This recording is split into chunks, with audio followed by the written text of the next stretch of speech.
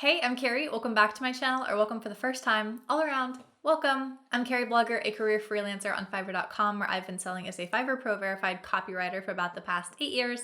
And in today's chatty, unedited One Take Tuesday video, I'm talking about discounts. I've gotten a couple questions about this on previous videos, and I think it's definitely something we should chat about, especially as a freelancer. You are in charge of your own pricing and your structure and making sure that you are setting up yourself in a way that is sustainable to keep growing, and that you are also being fairly compensated for your time, energy, and expertise, which can be a bit hard to do. So I am going to read off my phone for a bunch of this, not to get into anything, but I did get some weird news today in my personal life that is taking up a lot of brain space. And so I would rather get something coherent chatted out for you today. Big hair. And so please excuse me. Thank you. Okay, so spoiler, if you haven't seen any of my other videos on my channel, the truth is I really don't offer discounts at all. And I'm gonna start by kind of explaining why I don't offer them now as a pro top-rated seller on Fiverr. And then really I haven't ever been in the habit of offering them, even as I was getting started out selling those initial $5 gigs and building up my profile. So personally, my philosophy, I have this little motto that I use a lot, and I believe it, which is why I say it. I say, my prices are set to reflect the quality and consistency of my work. So Fiverr is already breaking down a lot of barriers for accessibility and giving businesses an affordable way to access their top talent. I have researched agency rates as much as I can see from an outsider's non-quoted perspective. I've looked at what my competitors are charging. I've also seen a lot of the work just from what people, like clients, send to me, and they say, I paid this, I got this, that kind of information. And I think that I've set my rates to be fair. They are at the high end of the Fiverr spectrum, but again, I don't think I'm overcharging for anything. I would be hearing much different feedback from my clients if I was. But to be getting solid 5-star, 5-star, 5-star on every order, hearing people say the value is worth it, they weren't sure if it was really worth it at the start, but the investment has paid off for them. Like, all of that feedback shows me in my heart that yes, how I perceive myself and how I'm putting myself out there in pricing, those things are aligned. And like, I have the confidence in myself professionally that I'm not going to step back from that, because if I didn't think I was worth it, I wouldn't be charging it. So that's basically how I explain that to myself and explain it to my clients. And many times, if a client asks me for a discount and I'd say, my prices are set to reflect the quality and consistency of my work, just like that, I'll point them to my reviews, I'll point them to my track record, credibility, stuff like that, and say, if you have any questions about it, like, I'm happy to discuss with you, but no, I don't offer discounts, and this is why. And more often than not, someone comes back to me and says, like, I really respect that, and it's good that you know what your services are worth. Thanks for giving me the resources to do my own research and decide what's worth it for me. And like I said, more often than not, people aren't mad about that. They're like, thanks for a solid, clear answer.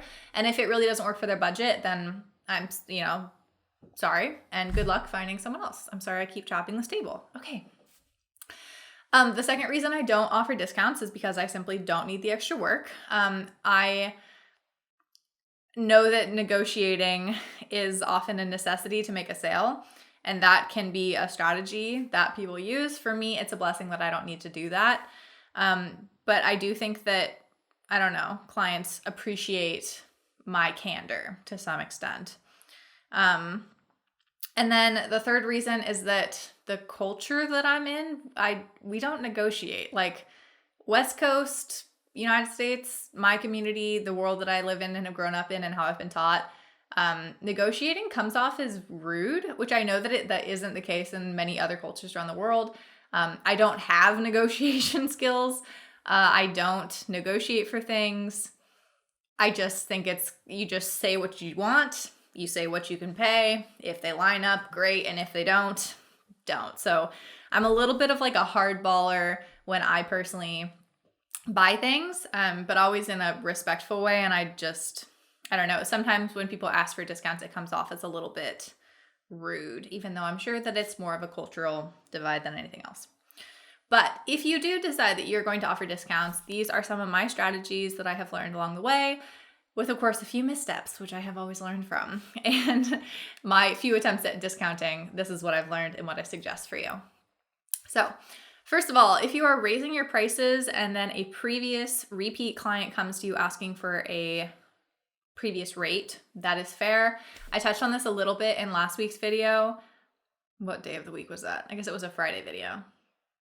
Might it have been yes, it was my Halloween Friday video, I think. Yes, okay. Check that out if you haven't seen it. It was cute, I think.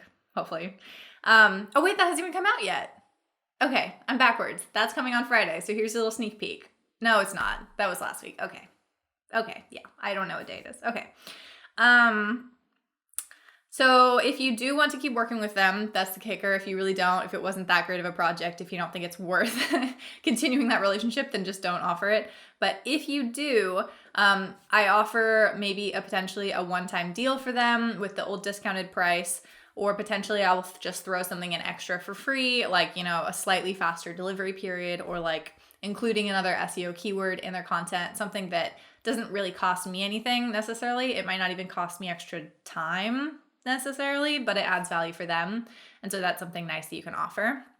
But make sure that you have a really clear timeline for that if you're going to like phase them into your new pricing if they're a repeat customer, or potentially if it's just a one-time transitional thing that you're just like offering an olive branch to be nice. Just make sure that that's really clear, that you're offering it to them as a gift on these terms so that it doesn't have to be renegotiated every single time moving forward. Strategy number 2 is to make sure that you feel good about it, because I personally have offered discounts just because I felt like I should, or like I just had to. And in those cases when it like didn't resonate with me and I didn't enjoy the project, and then I felt like they're taking advantage of me, it became like I resented it a little bit. I resented myself for giving that up when I didn't feel like it served me, and I don't know. I just kind of the whole taking care of yourself, putting yourself first, not in a way that's not going to serve your clients, but in a way that you don't lose yourself in the process. Step number 3, or strategy, I guess, not step, is that if you can't confidently back up, validate, explain, or rationalize your pricing, then you're probably priced too high in general. So this is something I touched on at the beginning of this little chat. I personally feel very confident about the prices that I've set. I don't have any question about what I'm charging, and I feel like it's very fair.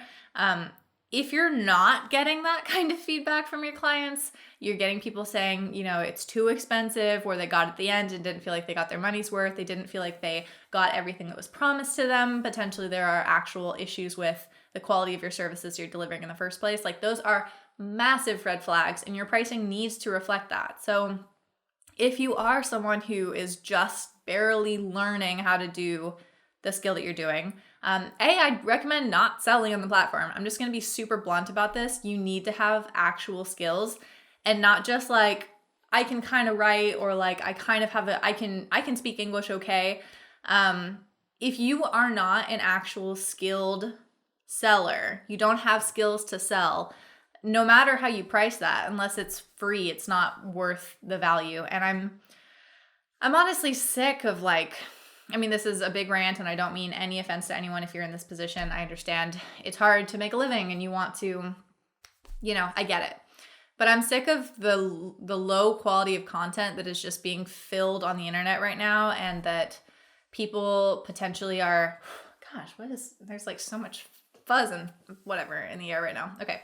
There's so much bad content on the internet. There are so many people who don't know what they're buying, and that I get these clients who come to me and they say, I bought this for $60, whatever. Like, they're trying to keep their budget low, but they don't want garbage. And so they think this is right. And then they are so disappointed with the results because it's just not good writing. It's not working for them.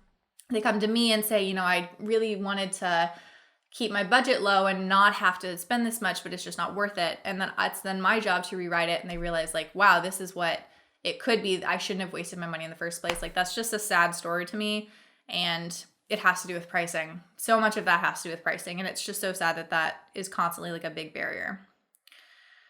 Okay, last one. I'm almost out of time. On the flip side, if you can scale up your pricing and validate it with clear credibility, then you should. I have noticed that higher priced buyers come into the process with a better idea of what is fair market rate and what is appropriate to charge for a professional vetted service. The higher my rates have gone, and that has been backed up with thousands of reviews to prove, the fewer questions about discounts I receive.